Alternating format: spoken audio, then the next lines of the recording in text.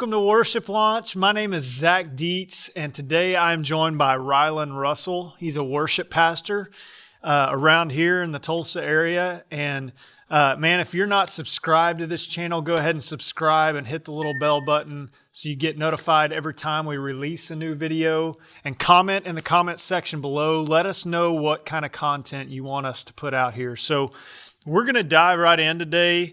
And this is a hot button issue. I mean, like the button is in flames, right? Is it okay. I'll stop with the whole button thing. But anyway, we're talking about media in worship. So let's talk about it. Media in worship. So, Rylan, a few months ago, I put out a question on my personal Instagram, and got a big response from it. And I was like, okay, we need to talk about this. And so we're gonna ask some tough questions. And honestly, I don't have the answers to these tough questions. I don't think Rylan does either. But our goal here at Worship Launch is to equip the church to build healthier teams. And so to build healthier teams, I think it's important that we ask the questions. So but we're going to discuss it. And the first question I have for you, Rylan, is who's it for and what's the purpose of media in worship? Yeah, so we're talking about lighting, we're talking about set design, those kinds of things. And Zach's kind of, asked about how much is too much. And the question you're asking is, who's it for and what's the purpose of it? Yeah. Well, I'm the worship and media arts pastor at my church. I've been there 10 years, and before that I was a full-time media director. So I've definitely been, fully wrapped up in the media world and technology involvement in worship. So for me, the purpose of anything that we do in worship is to glorify God. And who's it for? It's really just a tool, is what I like to think of it as. Our lighting, our sound, everything that's on the platform, those are all just tools that we can use. There's nothing evil about them, but you can use tools in the right way and the wrong way. But even more than that, something I've really been thinking about is, specifically, we're kind of talking about lighting a lot and how that might distract or that might enhance, and when is it too much and that kind of stuff. But lighting, like lights that we use, are actually called like lighting instruments. And a lot of times we call the person who's pushing all the buttons back there the lighting director. So I really try to think of it in those terms. So instead of thinking of them as just, mechanical things that are emitting stuff, they're instruments. And so if you think of it more as like the lights are all of the pieces of the orchestra for a symphony. And the person that's the lighting director is the concert director, right? And so for me, yesterday I did all of our lighting design for our service. And I'm constantly thinking about almost crafting this symphony, where different instruments are playing at different times and they're crescendoing at different times. And then there's silence at times. And so, but all for the purpose of enhancing the message, clarifying the message of the songs, of the scripture, and making the gospel the main thing. So yeah, and it's funny. The reason I posted this question on Instagram is because it's something I've been wrestling with, and so right now at my church, we've kind of hit the pause button. Just because I'm going, this first question I'm asking you, who's it for and what's the purpose? This is the question that I've been wrestling with are we using lights for our benefit to enhance the worship for us? Because the question I ask is, does God need lights to be worshiped? And, Matt Redman wrote a book a long time ago called The Heart of Worship. And in it, he talks about how his pastor one night just stripped the stage of everything. And he walks in and he's like, hey, what in the world? And and he told Matt, he said, I want us to get back to the heart of worship, and really rediscover what that is. And so, so right now at our church, like I said, I don't know the answer. We've pushed pause for just a little bit, just to say, okay, what is all this for? Who's it for? And what's the purpose? But let me ask you this, with lighting and all the media stuff, can it get overused? Sure. Yeah. As the great theologian John Foreman once said, if we're adding to the noise, turn off this song. That's Switchfoot's lead singer. And he is a theologian. Yeah. I mean, he's pretty deep, actually. Yeah. But that lyric has always kind of stuck with me. They're talking about musically. If we're adding to the noise of your life, turn this off. And I think a lot of times technology can become that. It can become white noise to people if used incorrectly. Like Paul says, everything is permissible, but not everything is beneficial. So if we kind of adapt that to tech arts, sure, we can do all of these different things, but is it really helpful? Is it purposeful? So yeah, it can definitely get overused or used in the wrong way, or technology in the wrong hands of somebody who doesn't really know how to use it, or the theories or the ideas that we're putting behind why we're doing these things. Yeah, it can take away, or it can detract. It can be a distraction. Yeah. And I think that's part of my struggle too. Is we have at our church, we have the ability to do media and that stuff, but it goes along with that passage. Just because we have it, should we use it? And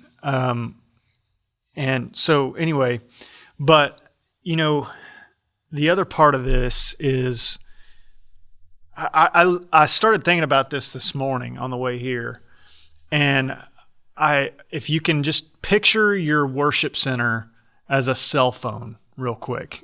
I know that's hard to do, but look at it this way. With the advent of the cell phone, first we had the car phones, the bag phones. Yeah.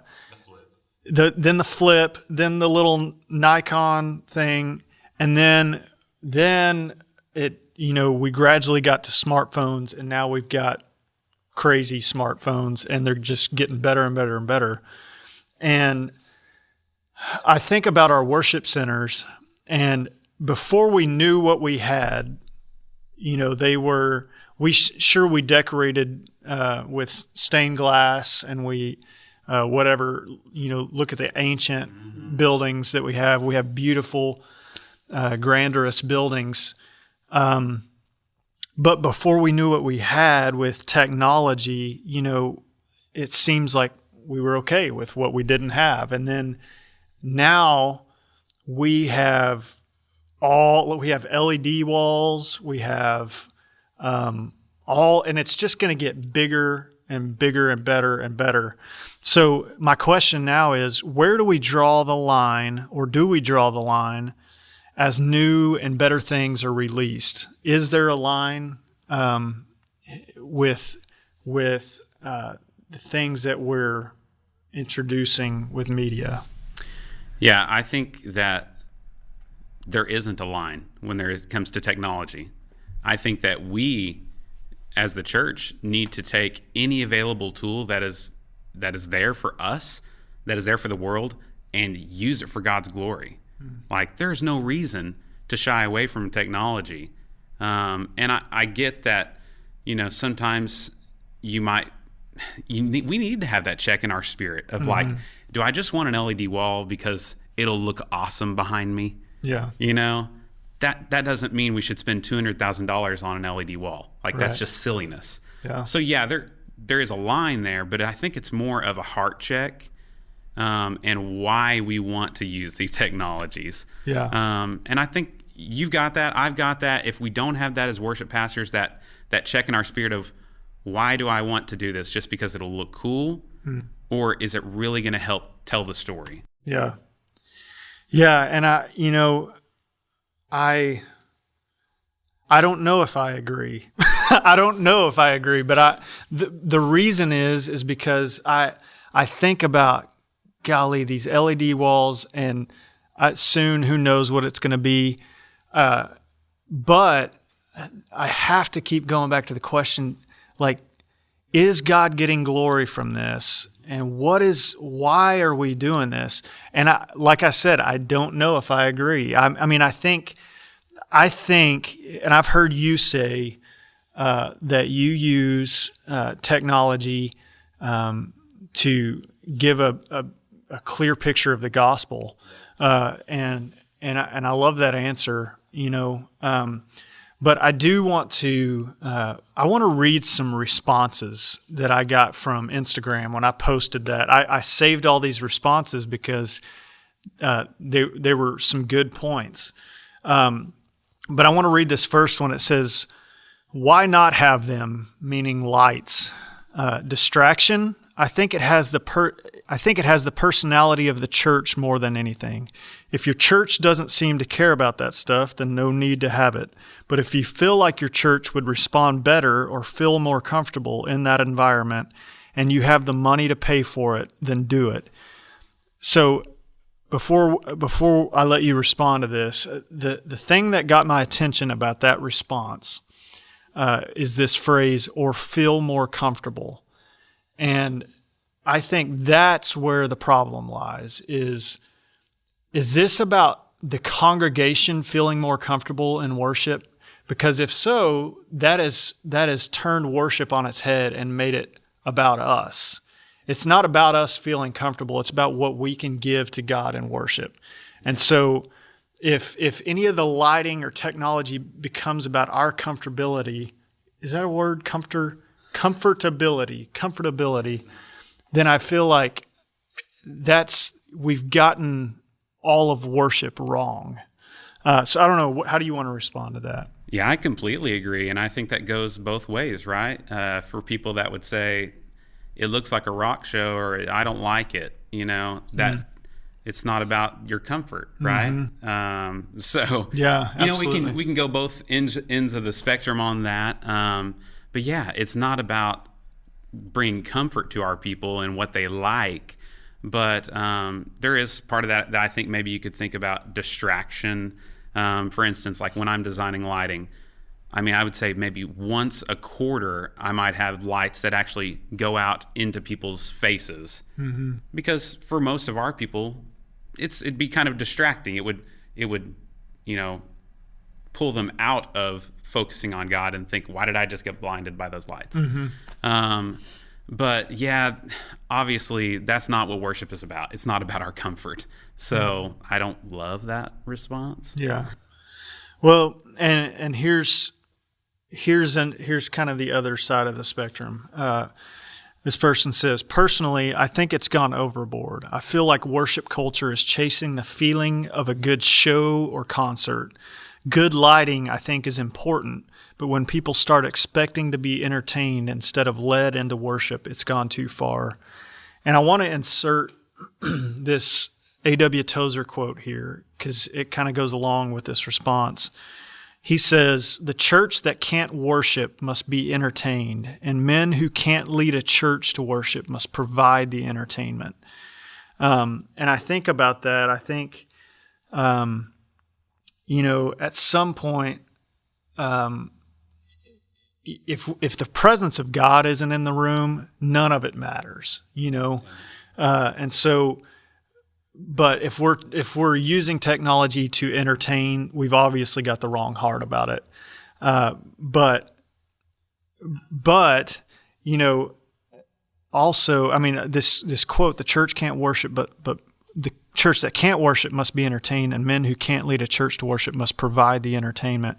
I think I'd be curious, like, what was Tozer talking about specifically in his time? Because they didn't have the technology we have. So. Yeah, but I mean, regardless of what kind of entertainment it is, I think it still stands the test of time. But I don't know what's your response to that response on Instagram? I've always said that people are going to get out of our worship experiences what they come ready for. I had a student come to me one time, and he came up to me and said, "Hey, what's on the menu today?" And I was like, "What do you mean, what's on the menu?" And he's like, "Man, like what are we doing for worship? What's the songs?" Yeah. And like he came and he was hungry, right? Yeah. And to me, I was like, that is amazing. That's how everybody should come ready. And if you come to church looking for what's wrong with your church, you're going to find a million things. Yeah. If you come and God's been moving in your life all week and you are ready to worship with other people, other believers, none of this is going to matter. You know, like I can sit under a tree in Uganda with a bunch of orphans and have a great worship experience with a janky old acoustic guitar. Or I can be in a stadium filled with amazing technology and hear thousands of people lifting up the name of Jesus. And that's an amazing worship experience as well. As long as Christ is the center focus of it, then the tools or the setting, I don't think really, are the main thing. Yeah. And I think that's where we've got to get to with this conversation is it's really about the heart. And it's about the heart of the congregation. It's about the heart of the worship leader or worship pastor. Because if you're coming in to get entertained, or if you're coming in just as routine, coming into church on Sunday, just because you come, that's what you do, then you're coming in with the wrong heart. But if you're coming expectant to meet with the King of Kings and the Lord of Lords, then, like you said, none of this matters. Like, we're here to worship our God. And the same thing goes with the people that are planning the worship services. If me and you are designing things so that we look like, a rock star, then that's a heart matter as well. If the lighting designer is not thinking about it as, like I was saying, this director that is putting all the pieces of the puzzle together to help enhance the message. For instance, like yesterday when I was designing our lighting, we're taking the Lord's Supper, and one of the songs that we're singing before that is all about the cross. And so, the lighting changes for that. We've got, giant crosses on our stage, and maybe, during one of the verses, everything is super dimly lit. Everything is focused on those crosses. And, we're using color theory, and we're using lots of reds because the song is about Christ dying for us. But then, the verse may say, then came the morning that sealed the promise, and his buried body began to breathe, and all of a sudden the lights began to grow, and then Christ raises from the dead victorious, and all of a sudden we're showing that victory and that life that's begun by lights beginning to just almost blind the audience, and we're taking that to emotionally and visually try to cohesively tell the story of the gospel. Now, if I just put up a 3D background that was spinning incessantly, that doesn't do anything. But you have to have purpose behind it all. Yeah, and there's a response that I got on Instagram that I didn't plan to talk about, but one of them was, God's given us 5 senses. And so I think, and that response was, I think we should use things in our worship services that touch on those 5 senses. And so I think that's an interesting point. But anyway, man, this was a good conversation. I think it's one that needed to be had. And, there's a lot of divisiveness in our culture, and I don't want to add to that. But I just want to have these conversations because I think it's good and healthy to have these conversations. So, Rylan, thanks, dude. Thanks for joining us. Yeah, man. I would just say, finally, one thing that I'm looking into that I'd encourage you, if you're interested in this kind of stuff, let's look at the book by Josiah Way. He's a doctor, and he got his doctorate because he wrote this book called Producing Worship, A Theology of Church Technical Arts. And it's literally scriptural, theology-based, why we do this stuff that we're doing. Yeah. So awesome. I'll check that out. I listened to a podcast by him, and I was like, I got to check this out. So Sweet. Well, thanks for joining us today. I hope this has been beneficial for you. Join us next week. Have a great day.